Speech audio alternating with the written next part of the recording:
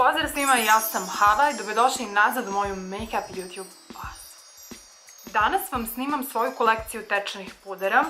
Često dobijem zahtev da snimam svoju make-up kolekciju, što ja u skorije vreme neću uraditi, iz prostog razloga što meni nije zanimljivo da snimam. Nekako osjećam da je potrebno da i meni bude zanimljivo ono što vam snimam, kako bi prosto taj video bio što zanimljiviji, kako i meni za editovanje i plasiranje, tako i vam za gledanje. Moja energija treba da bude pozitivna i na nekom normalnom nivou u tom videu. Ja smatram da make-up kolekcija, razumem da je nekome to zanimljivo za gledanje, meni nije zanimljivo za pokazivanje. Moja kolekcija apsolutno nije velika, sasvim je razumna za moje, da kažem, shvatanje. Za danas sam odlučila da snimam svoju kolekciju tečnih pudera. Mislim da će to u mnogome olakšati i meni, a i vama kada me pitate na Instagramu, pošto konstantno, naravno, najčešće pitanja koje dobijam su upravo za tečne pudere, pa ću ja ovde snimiti pudere koje trenutno imam i koristim. Ukratko ću reći recenziju o svakom od njih, šta ja mislim, za koju bi kožu bio dobar i slično. Na početku odmah moram da kažem da je moj tip kože kombinovana,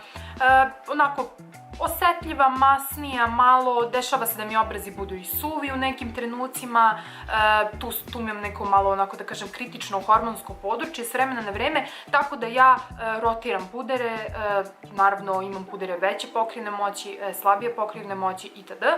Puderi koje ja najviše volim su oni negde neke srednje pokrivne moći, sjajnijeg finiša, ali opet da ne budu prelagani. Manje volim mat pudere, mada postoje i oni koje zaista volim, koji su mat itd. Da ne dužim uvod, preći ću odmah na stvar i preći ću odmah na svoju kolekciju. Ovaj puder koji ću vam spomenem, da se odmah njega rešim, je ovaj Essence-ov. Ja sam ovaj puder naručila pre nekoliko meseci kako bih radila prvi utisak i recenziju, zato što je jako pristupačan i povoljan u drogerijama. Imam ceo video, ostavit ću vam dole link ukoliko vas to zanima, moje mišljenje o ovom puderu, koje se nije promenilo ni dan danas. Dakle, puder, da kažem, pristojno se ponaša, ima jako dobru pokrivnu moć, ima jako problematične nijanse. Ova moja nijansa je neupotrebljiva. Mislim da bi bio dobar ukoliko ste tamniji, ukoliko se sunčate i slično. Mislim da je ovo takođe bio dobar puder i za fotografisanje, ako ne želite da tračite neki skuplji puder, a želite, za devojke koje rade make-up, želite da vam ten bude dobar. Ovo jeste dobar puder, ima visoku pokrivnu moć, ali što se tiče nijansi, zaista su nijanse jako problematične. Ja ovaj puder ne koristim, to bi bilo otprilike to. Sledeći puder koji imam je Bourjois Always Fabulous puder. Ovaj puder, kao i Healthy Mix kojeg nemam sada, jer sam ga potrošila, nisam ga prosto kupovala. To je moj top 5 pudera definitivno. Ovo je moj omiljeni puder. On je onako full coverage, ali ne full coverage u smislu MAC Studio Fix fluida. Dakle, on onako nije potpuno mat, sjajniji je finish, ali je veoma dobra pokrivna moć. Sadrži hijaluronsku kiselinu, sadrži SPF 20, opet želim da naglasim da SPF u puderu vam prosto ne znači ništa, uvek treba da nosite ispod SPF kremu ukoliko želite da imate SPF. Dakle, zaštitni faktor u puderu ne znači previše. Moj je u nijansi 125 Ivory, ovo je nijansa savršena za moj ten, savršeno mi stoji, jedan sloj je sasvim dovoljan. Kažem, ovo je najbolji puder koji sam ja ikada probala, i od drogerijskih i od high-end, znači ovo je najbolji puder koji sam ja ikada probala, moj apsolutni favorit. Ne znam, tačno cena mu je negde oko 1800, ali ga možete naći stalno na sniženjima, što u Jasminu, što u Demu ili Liliju, tako da ovo je svaka preporuka za ovaj puder ako želite, ako imate mešovitu kožu, ako želite dobru pokrivnu moć, ali ne želite matiranje, mislim da bi ovaj puder bio sjajan i za masniju kožu i za normalnu kožu. Što se tiče suve kože, nisam sigurna, mada sadrži hijaluronsku kiselinu, tako da možete da probate. Sledeći puder koji imam je Maybelline Dream Urban Cover. Ja sam ovaj puder kupila ovde, u Srbiji nema da se kupi, čini mi se u Hrvatskoj u Douglas parfumeriji.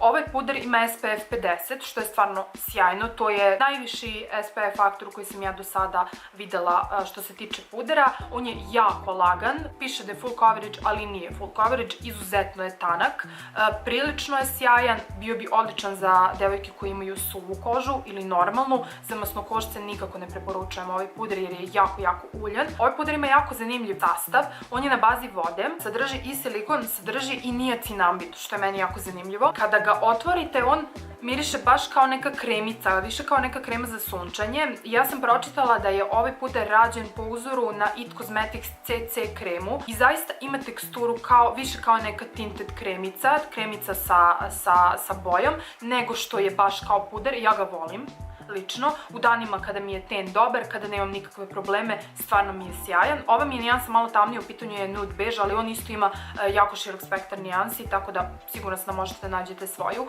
Postoji dosta svetlijih nijansi od ove, tako da ukoliko volite tanju pokrivnu moć, sjajan finiš, ukoliko imate suvlju kožu, volite da vam više bude kao CC krema nego kao puder, ovo je zaista sjajan puder i cena mu je negde oko 10 €.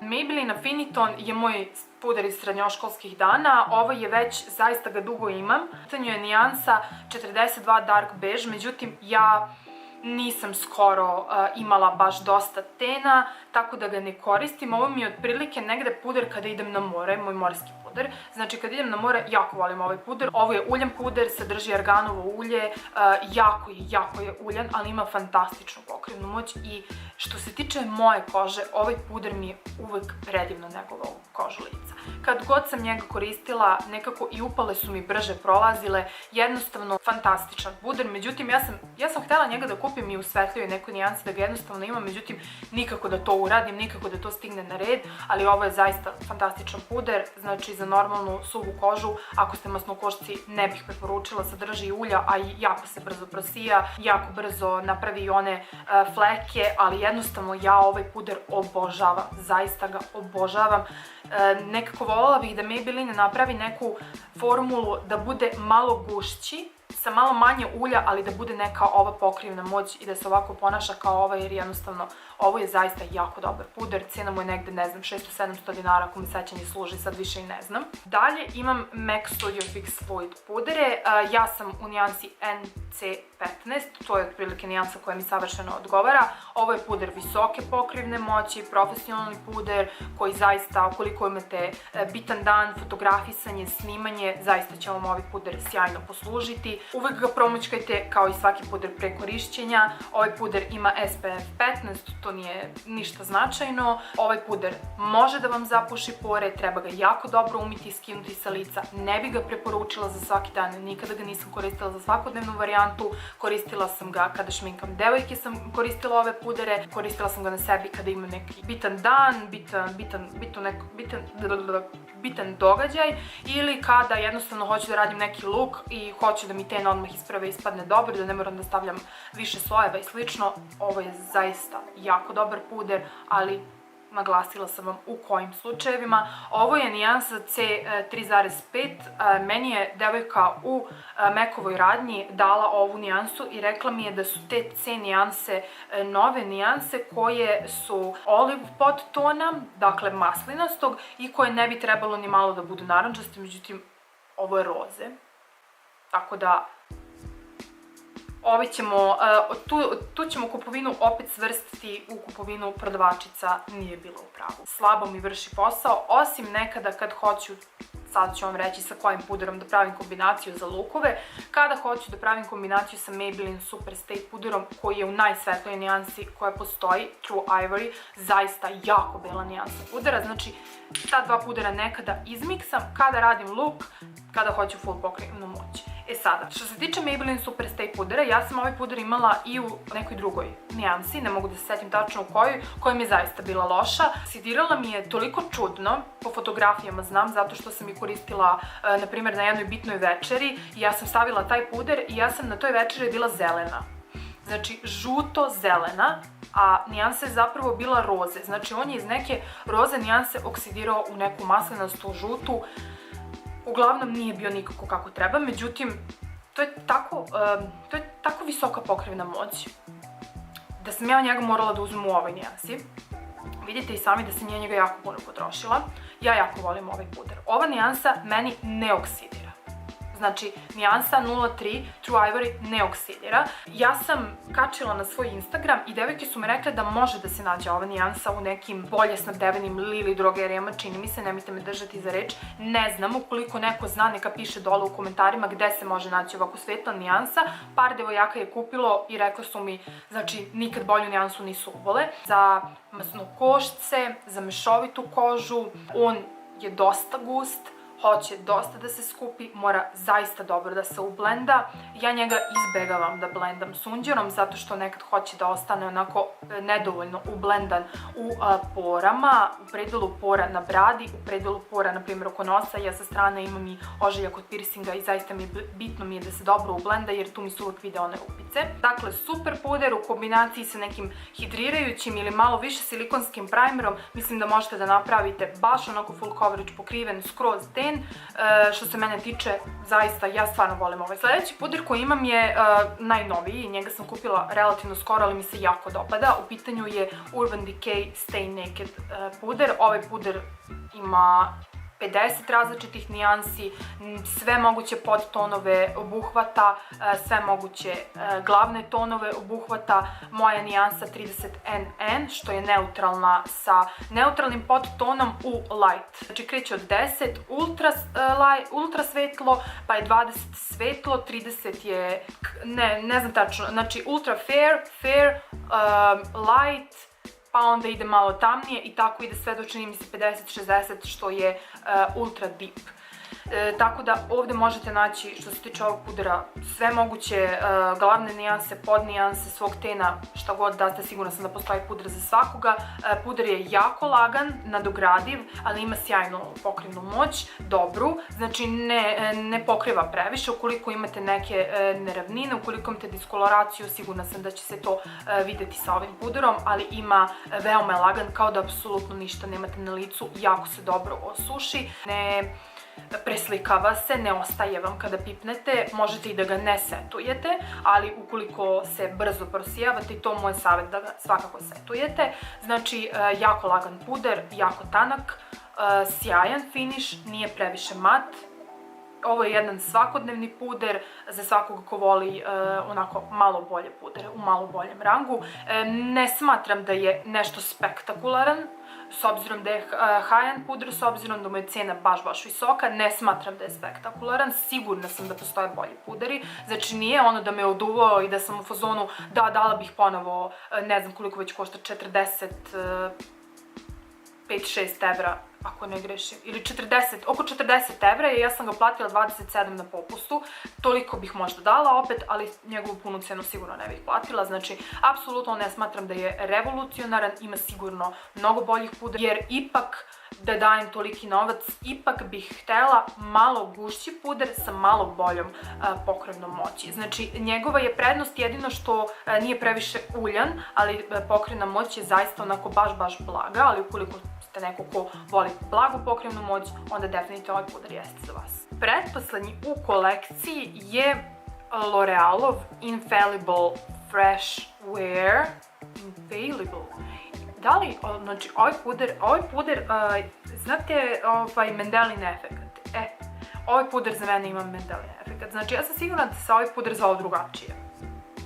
Uglavnom, Infallible Fresh Wear. Znači, ovo je njihov onaj fresh, jel te, fresh varijanta koja je izašla, ako ne grešim, prošle godine, i to je, ja kad sam ga kupila, to mi je bio favorit.